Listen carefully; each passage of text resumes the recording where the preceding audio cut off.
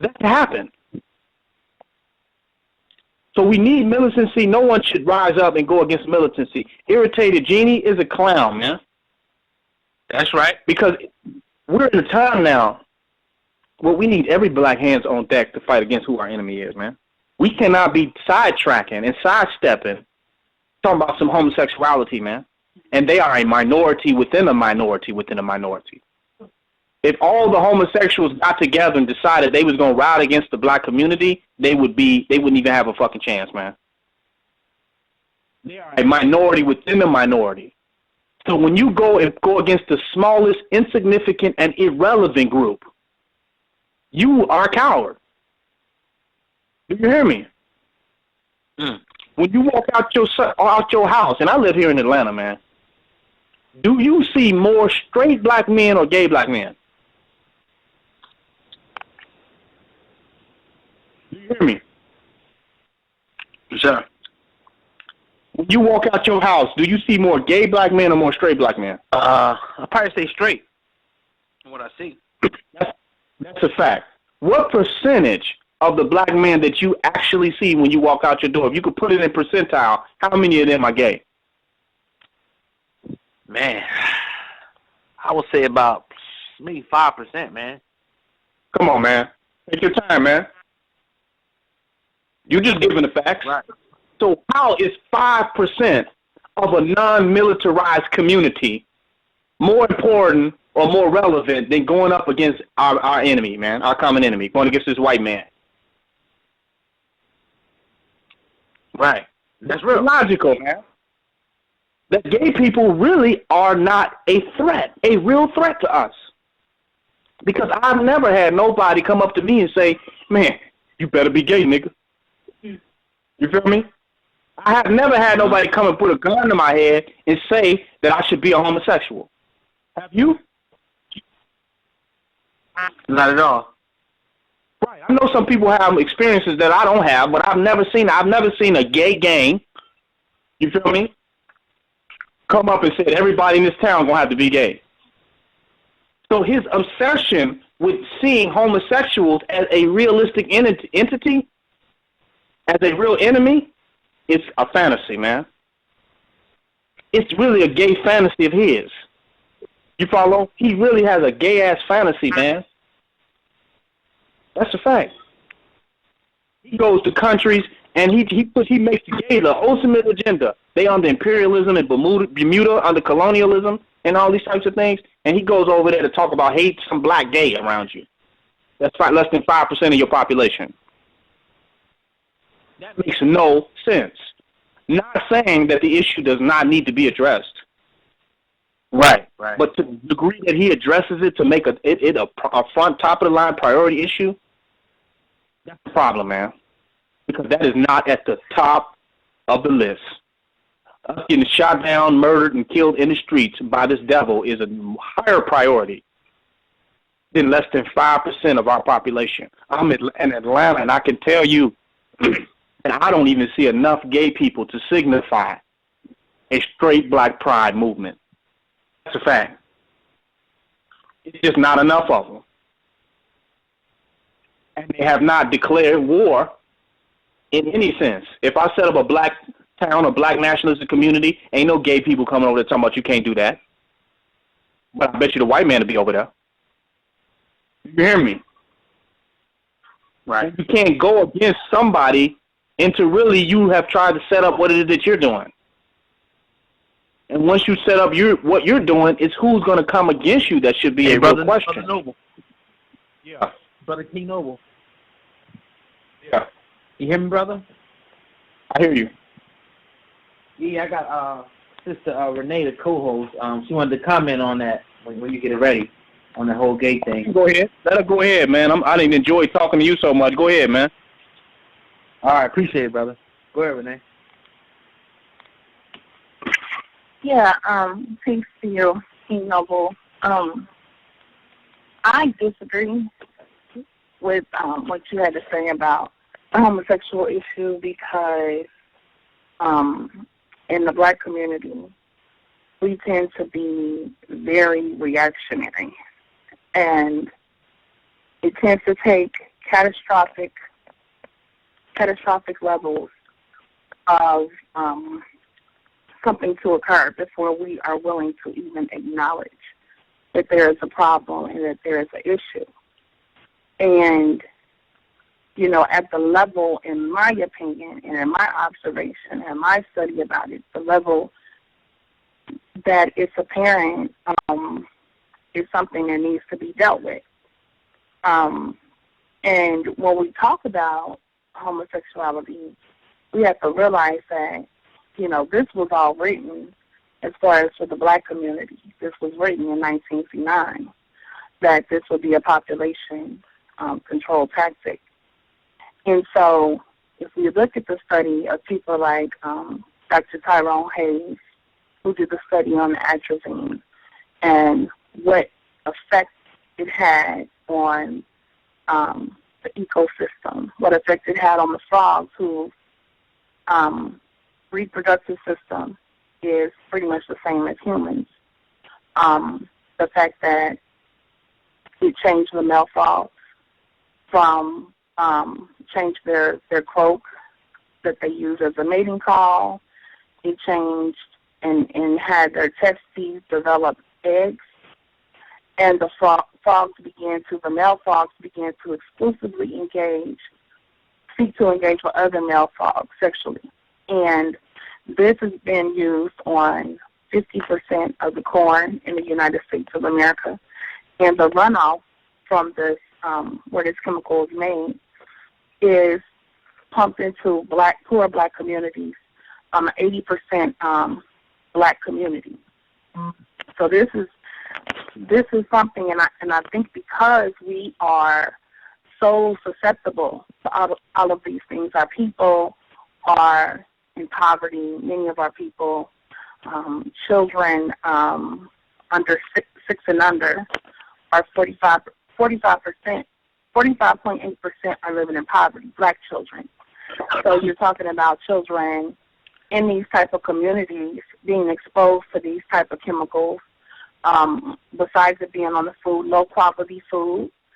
You know, they put corn and corn syrup and everything, all of the really cheap stuff that they can get at the corner store, what have you. And then, in addition to that, what you're telling me is why this is this, right? You're telling me why it's a possibility. Well, I mean, because I'm not denying that there's conspiracy or some agenda from the white man to have black people become homosexuals, or that there's some agenda of population control. I'm not denying that. I'm just going off of what I actually see going on as a black man in society. Does that, from me looking at it and not looking at people's conspiracy theories, but from going out of my door and what I'm actually seeing, do I see the homosexual as a immediate threat to our community directly, or do I see the institutions of white supremacy?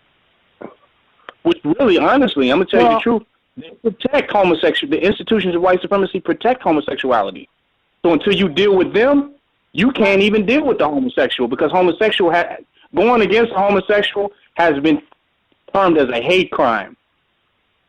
So you're going to get some serious chastisement for going up against a homosexual, literally. If you really have a problem with it, to the degree that Irritated Genie them is talking about, if you really hate gays that much and you try to act that out anywhere, then there's going to be serious consequences of doing that by the institutions of white supremacy. The institutions of white supremacy is the ones that's going to attack you for being black right out the door and attack you for attacking a gay. The gays don't have no military to protect them from, the black community. They're going to call the police. And that white officer is going to come and whoop your ass for not falling within the lines of the law. If you told a gay person you hate them, that is a hate crime. That could be harassment. That could be, So they're not the real threat. The real threat is the institutions that protect them and defend them and keep them within our community. The real threat is the threat that stops us from organizing our own community. If I want, so you talked about there being a lot of corn syrup and stuff in the stores. If we manned up and said, look, and went to these stores and told them to take all that shit out of there overnight, guess who's coming to see us? Not the gays, the institutions and the military forces of white supremacy. That's the number one threat. Once you get rid of that, all the other shit falling away. Once you deal with the white man, none of these other components will have that type of protection to even grow with a political agenda in any severe manner. You follow? I hear what you're saying, and on a certain level, I agree. But the issue is that white supremacy does want to perpetuate homosexuality or LGBT or whatever within the black community. The problem that I have is we don't really have the luxury of like just isolating. We gotta really deal with our people where they're at. So I agree, this is all white supremacy right there. But at the same time, we gotta understand that black children are under attack. And if you go to any black high school in any major city across this country, you will see a heavy presence with the youth of the boys who are very effeminate and now they're quote unquote out in high school, and you will see the girls who are very masculine, consider themselves slugs or what have you. And so what I'm saying is we don't have the luxury to just focus on the white supremacy, because in the meantime the children are being sucked into this type of belief system that this is okay and it's acceptable. I agree. And I don't hate gay people. You go to that school system and you tell them, this gay issue, I'm not going for this, they're going to dispatch your local police department to the school. So these problems are symptoms. They can't even keep themselves going. They need the institutions of white supremacy to do it. And I don't believe, to me, I'm going to be honest with you, I don't think the white man cares about if you black, whether you gay or straight, or that they really have an agenda to make you gay. I don't really believe that. I believe that all the white man wants to do is stay in power. And if he believes defending the gays will keep him in power, he will defend the gays. If he believes to keep defending the women will keep him in power, he will defend the women. Whatever he has to do to maintain the integrity of white supremacy via the harmonious flow of his institutionalization, that's what he's going for. He doesn't really care. But the young people are dying. As of right now,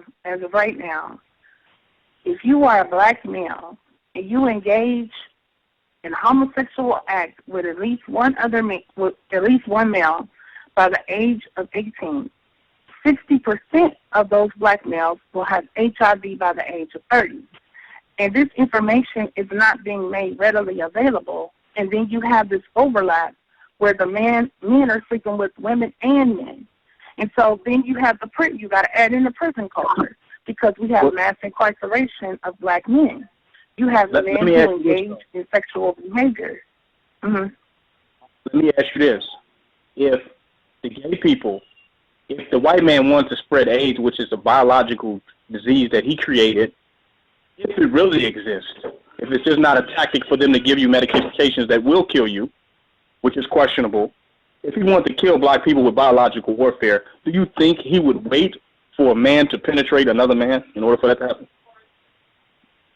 Do you think he would find a faster way? I mean, look how they spread it to Ebola in Liberia.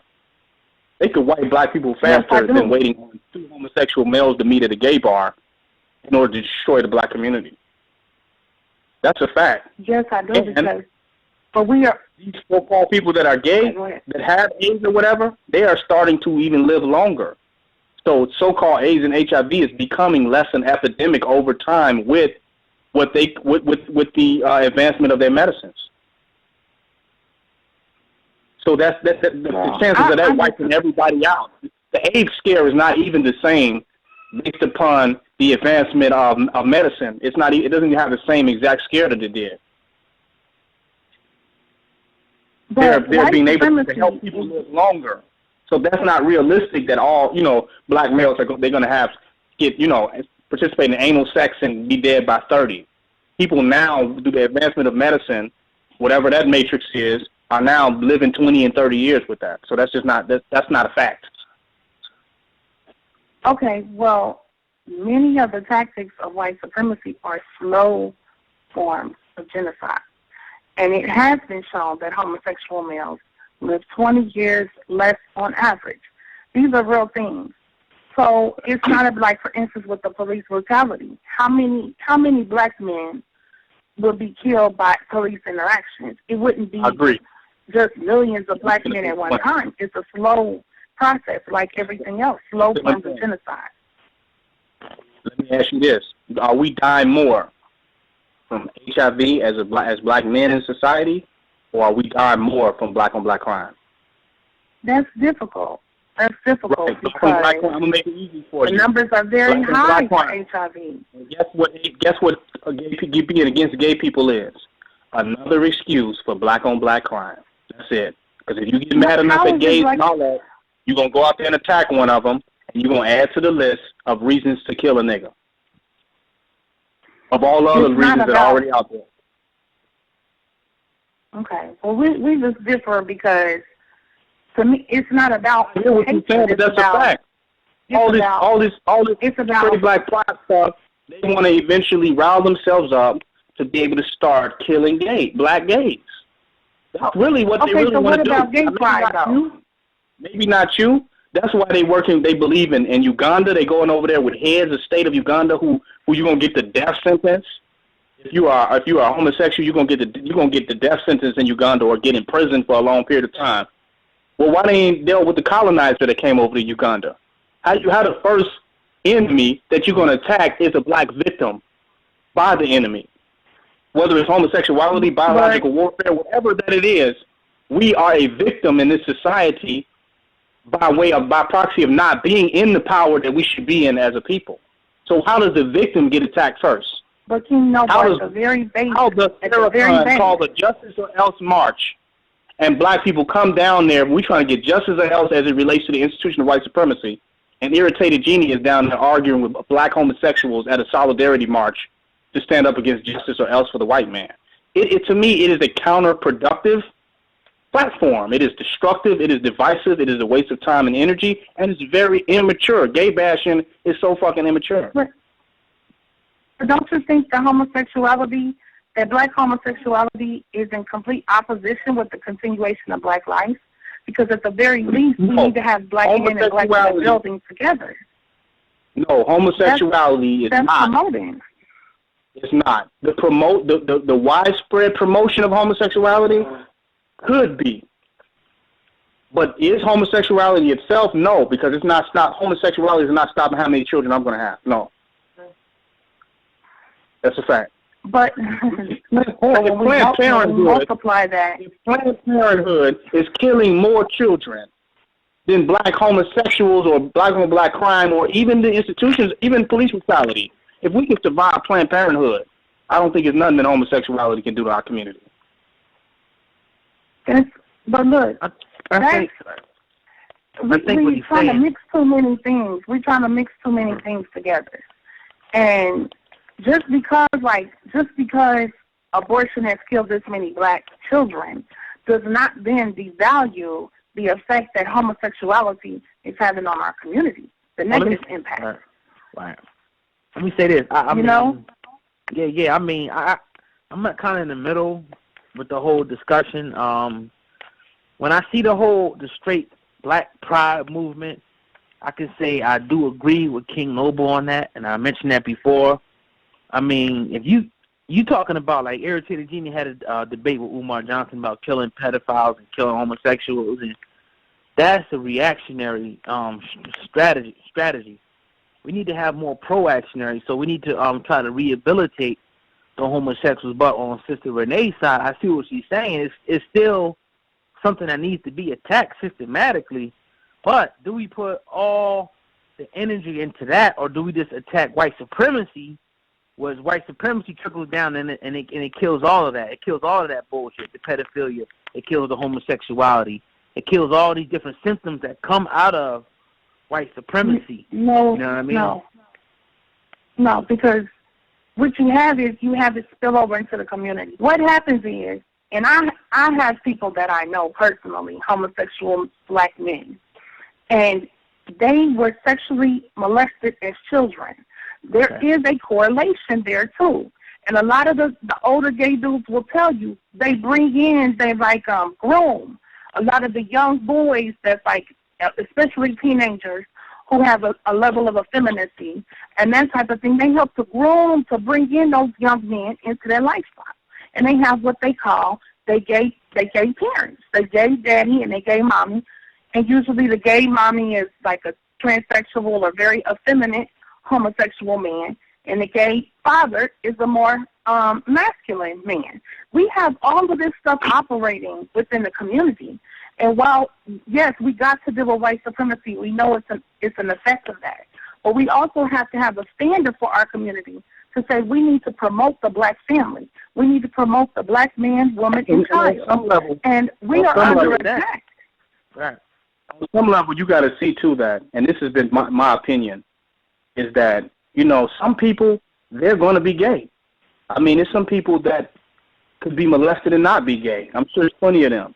Some people are just going to be gay. So I think that if we have a problem with homosexuality in the world, then I think we should let all people that's gay come together, and that gene is going to decrease. You follow? That means all the gay people that could be gay and possibly be gay, let them all get together and let their numbers decrease. Because there's some people that's not going to be, there's no way they're not going to be heterosexual. And I think all this hatred of gay people is actually it's an attack on the true heterosexuals to say that we're not born absolutely secure about our masculinity, and that our masculinity is left up into the hands of, you know, some other males or some secret society or something like that. And that's an insult. You follow? Now, maybe with women, that's a different argument, but I think speaking as a man, my masculinity is not left up to no other entities outside of myself and my consciousness, period. I don't care what I went through or any of that type of stuff. So come on. I mean, come on. So all these people that talk about this straight black pride and anti-gay shit, they're in the closet homosexuals because they question their own sexuality. And they knew that they could have been turned gay. You follow? So they feel sorry for the other people in the world that could be turned gay like them. I don't really identify with them. I could never have become gay. I have been around gay people. I have went to high school, and teachers have been gay. I have been around gay teachers in school, coaches, all that, and it was no way I could have become a homosexual. Period. But, so I mean, is there a larger potential of black people or any men that become gay? I think, yes. I think there's a larger portion of people who could have become gay before society suppressed people's right to be gay. And they all were just in the closet. And now what you're seeing is that since the suppression of homosexuality is coming up, everybody that could have been gay is going to be gay now. And everybody that couldn't have been gay is not going to be gay no matter what. And other than that, you need a woman. When you need a woman to get on a radio show and defend a man's masculinity against another man, that's a problem. That's a problem. That's the problem with that is masculinity speaks for itself. There has been the people that's coming out homosexual now. That's not happening in a vacuum. In other words, homosexuality is being promoted in every way you turn. It's being shoved down your throat. When you look at the television shows, when you look at the TV shows and things that are out there, you see images of homosexual black men like it's going out of style. You hardly ever see heterosexual black men with a black woman having a black family, being a father, being a husband. You rarely see that. Look at the show they had with the dancing, I can't remember their name. So what they're pushing out there, and you don't see a lot of those, Prancing Elise, and you don't see a lot of those shows with white people. You see it with black folks, just like with Michael Sam. They made sure that was pushed out there. There is an concerted effort to normalize these things. You said what? A lot of these black people just gay with something we got to deal with. I mean, for us to allow ourselves to go through 400 years. But why are we more gay than other people? A lot of us, slavery was gay. Being under the white man is gay. It's been gay. You feel me? That's not of our culture. That's not of our original culture. Gay. Our response to white supremacy is gay. They went over to Africa and found the gayest niggas that they could get over here, man. And a few warriors slipped in. Because our attitude towards white supremacy has always been gay to me. You follow? It has always been effeminized. We have been the bride of the white man in America. The black race has been the bride of the white race in America, man. The black man has been the bride of the white man in America. But don't you also see that the homosexual man, the homosexual black man, okay, he is a success for white supremacy. He is a victory for white supremacy because the white man has always sought to first emasculate and then feminize the black man. Because when you do that, then you keep him from producing strong warrior children, from having a balanced family household, and producing better quality people. Now when you have done this thing where you have all these single mother homes, you have a lot of young black men without exposure to fathers or consistent father figures in the home. You have mass incarceration. You have the TV and all of these things promoting homosexual or effeminate black men. Okay, so and then I talked about the chemicals and the things like that. We are being attacked from every direction. And then we have to also look at the fact that with the transsexuals, now you're seeing the black men coming from being just homosexual. And you see with the Orange is the New Black, they push the black homosexual out there.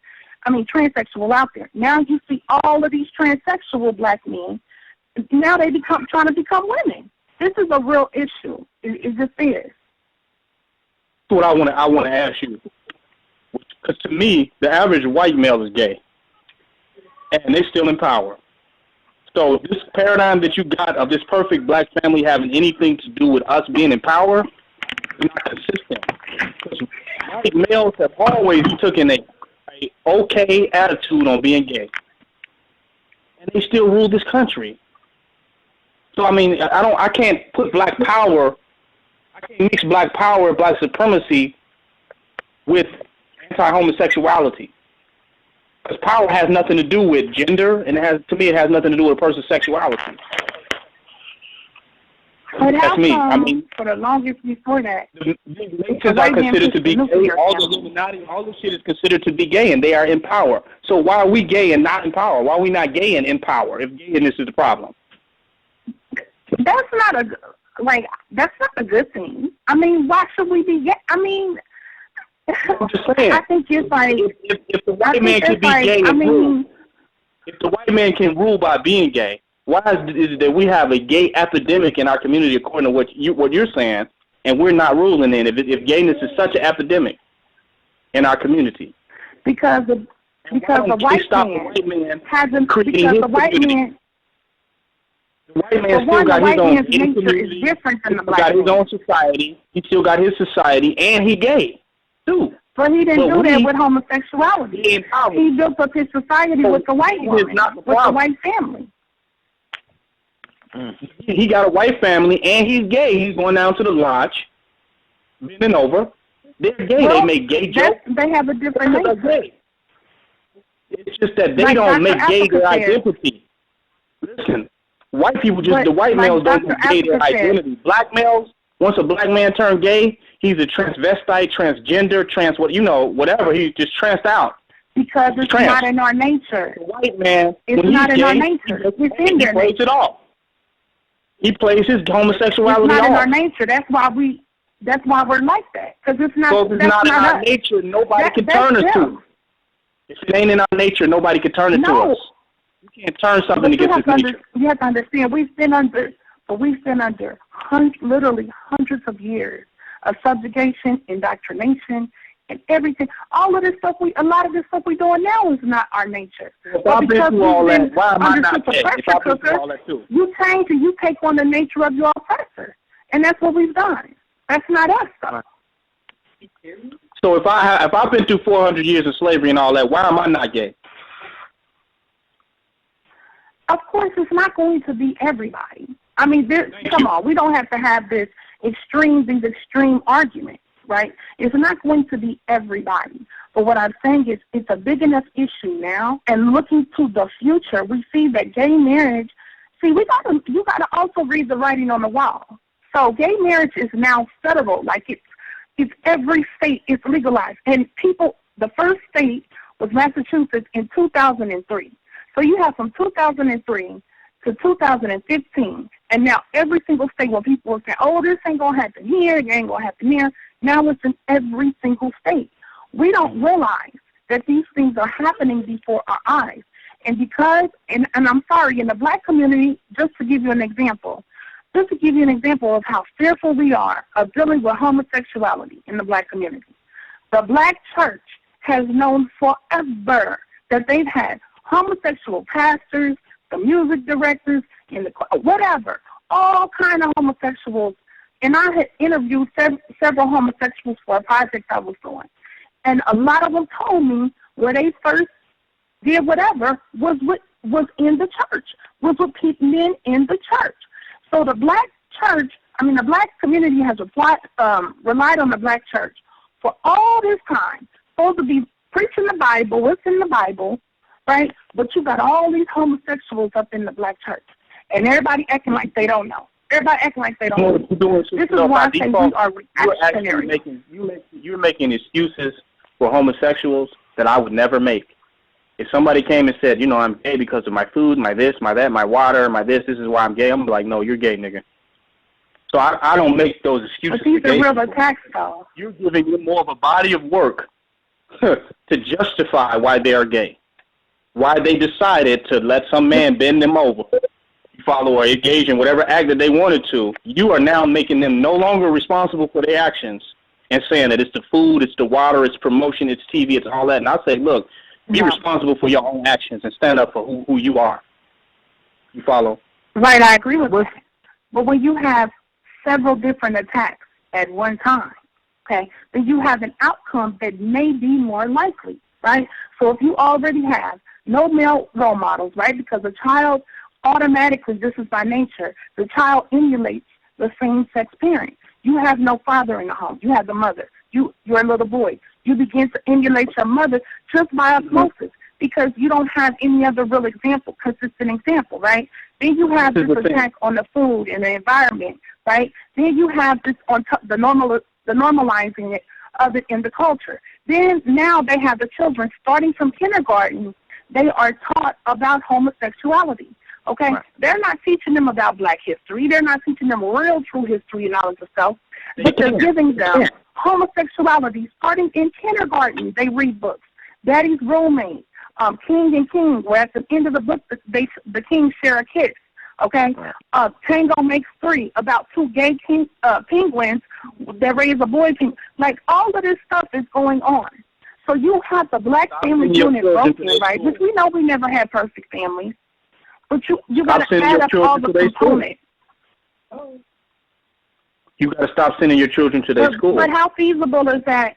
For the masses of our people? Many of which are in poverty. How feasible? You will not be willing to go to separate your children from that. Because the school system, they never going to be. And then the parents are on assistance. The white man don't even have the have to go to school to get assistance. All right, so what's irritated Genie, right? What's irritated Genie? What's his objective for his movement? Does anybody know? What is he trying to accomplish with the Straight Pride movement?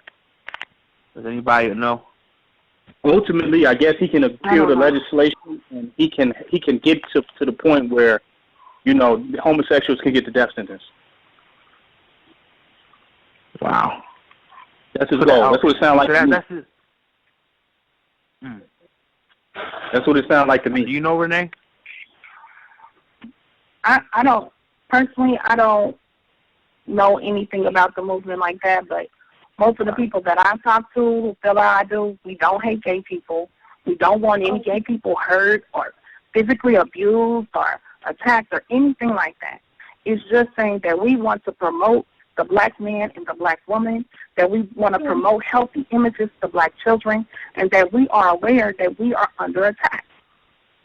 That's right. I don't see a problem with that. I think the porn industry did a good job of promoting the black man and black woman being together.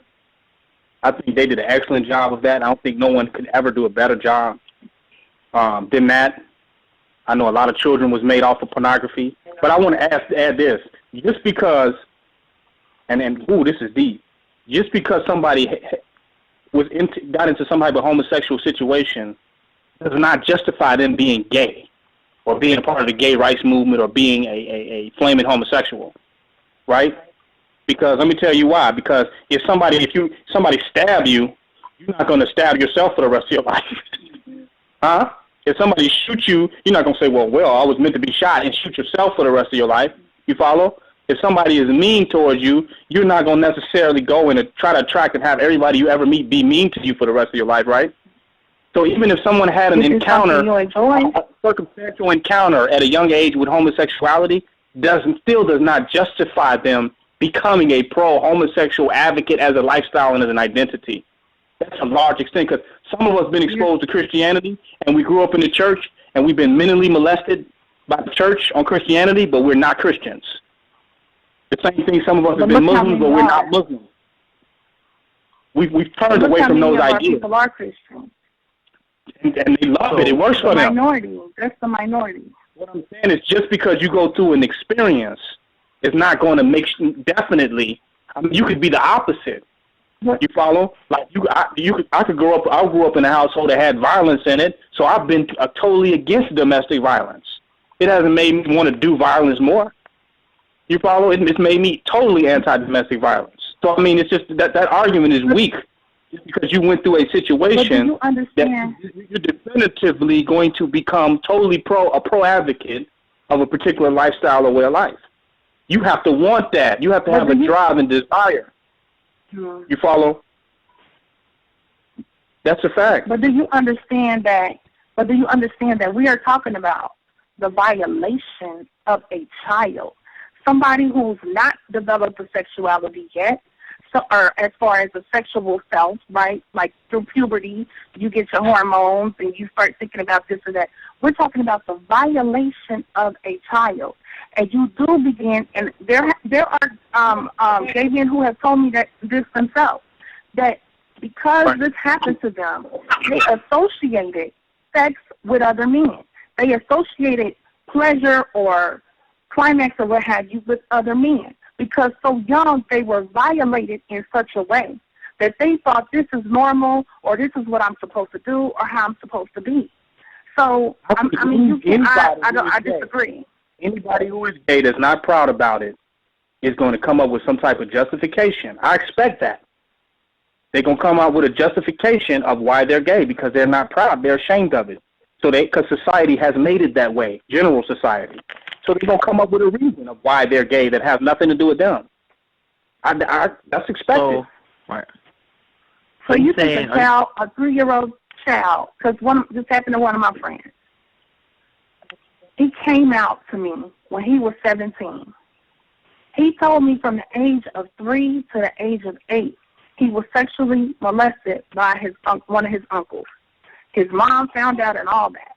So it was known about in the family. He told me he felt like if that would have never happened to him, he was a 3-year-old, that's a baby. He felt that would have never happened to him, he would not be homosexual. He said he associated sex and all of that with other males. So let me ask you this. He told me, I understand what you're saying. If he knows this, that means he's conscious. How can he still be a homosexual? Because this happened so young, it stayed in the brain. No. A child, look at how many children are negatively affected from experience. That you're a homosexual because of a negative event, and you and yourself believe that homosexuality is wrong, then you would automatically shun that and reject that way of life. Not use your past experiences. How do you ever get off drugs if that's the case? How do you ever get off anything that you consider negative if you use the fact that you're on it as justification to continue doing it? That's what you call deceptive rationalization. That goes into, I mean, he's really sounding like a homosexual addict. That's called homosexual. Listen, then that highlights the society we're in, right? Because then he can go out and be accepted. They're saying it's okay for you to be gay. They're saying be out and be loud and be proud. So now you have these young black men who may have had those experiences, and now society is telling them that's okay, and they go ahead down their road. And look at the contradiction of that. If he's so proud, then how can he be a victim of what he went through? If he's proud about being gay, he should be happy. Then he should be happy that he was molested. Then, if he's proud about being gay, what? So you think a 3-year-old baby, a 3-year-old child? as crazy as it might sound, if he's proud about being gay, he should be proud about however he got to becoming gay, if he really likes being gay that much, right? What? You have somebody who took a child innocent. You took their ability I'm not talking about a to have that experience. Hold on. I'm not talking about a child. Let me get some clarity. Right. So are you saying that does he think that being gay is wrong first, Renee? Does he think that being gay is wrong? I don't know whether he thinks it's wrong or right. Okay. Obviously, he thinks it's right if he continues to do it. Wow. I think what she's saying is that he had a traumatic experience. And I understand what you're saying, King Noble, but he had a traumatic experience. And he can't help the fact that he's gay, and he enjoys being gay. So therefore he's proud of it. Is that right? And that's what a person on heroin would say. That's what a person that is a heroin addict would say. A person on heroin wasn't forced to take heroin at 3 years old. There are people that use strong drugs at very young ages. Let's not say that. It's people that use drugs at very young ages, and then they grow up, and then they say, you know what, this is why I've been smoking cigarettes since I was 3 years old. It's the same type of logic that keeps you being an addict. It's addict. I'm telling you, that is addict logic. You follow? That's addictive logic to justify your continuation in the behavior. And if you really are proud of it, you're saying that you're happy if you continue the behavior, you're happy you have been exposed to it. Because if you have not been exposed to it, then if you have not exposed to it, then you would not be experiencing something that you're constantly happy about, which is being gay and happy. I mean, that's just the reality. Wait a minute. So what about girls who are sexually molested as little girls and they become promiscuous? They become to think that that's all they're supposed to be doing, that's what they're good for. This affects a child. There is no way you can say that a 3-year-old little child who is violated by a grown man who makes him do sexual acts with him, you cannot tell me that that would not have some effect on that child's psyche, on their mind, on what they became attracted to, and different behaviors that they did. You can't tell me that. From the age of 3 to 8? I would say, check this out. You don't think that changed who he was? Let me give you an example. I've ate meat all my life. When I became 16, 17 years old, I became a vegan. So I decided not to eat meat anymore. What your childhood does for everybody is your childhood, you will be introduced to a plethora of things, right, that you will build your identity out of, period. But it's still your choice from what the plethora of things that you are exposed to, of what identity you formulate or what choices that you make. It's like nature versus nurture. You will be affected by your environment. You follow? And everything that you experience is your environment. Exactly. You don't choose what necessarily consciously, what family you come into or what type of events and circumstances that you will come to. So you're going to go through a plethora of experiences no matter what. By it. You ultimately are the determining factor. Listen, you're the determining factor of what memories, what situations and circumstances that you pull from to determine who you're going to be. Otherwise, you are not, how could you be a creator of your reality? How can you make any conscious choices? You follow? You make conscious choices by playing the tapes of your childhood back in your mind and choosing from them what you want to become and do. Because just because I ate meat all my life doesn't mean that I've been a vegan for the last, almost 20 years. Because just because I was exposed to that, I didn't let that particular experience determine my reality because I chose something different. Your experiences will never remove your power of choice. And the more you have been exposed to, the more conscious choices that you can actually make, no matter what those exposures are. So, because if you would you say, Renee? You cannot make a conscious choice. Wow. I smoked weed before, so I can make a conscious choice about not smoking weed and never having to smoke weed. But if you never smoked weed before, how do you make a conscious choice? You cannot compare smoking weed to a 3-year-old baby being sexually abused and molested. I can make whatever comparison. I can make whatever comparisons that I want. And first of all, when you mentioned this female being promiscuous, promiscuous it has religious connotations to it. Women was promiscuous before the Bible was ever even written. Oh, my goodness. So promiscuity is not new on the earth. Just for the record, you follow, and I don't think you could blame promiscuity on child molestation. I just don't think that you could do that because you had in Utah, you had a lot of cases of child briding, right, in the Mormon community, right, but there's not a lot of promiscuity among Mormons. So child molestation is not definitively connected with promiscuity. That just doesn't fit together like you make it. Wow. All right. Well, thank you. You wanted me to tell you something you already knew?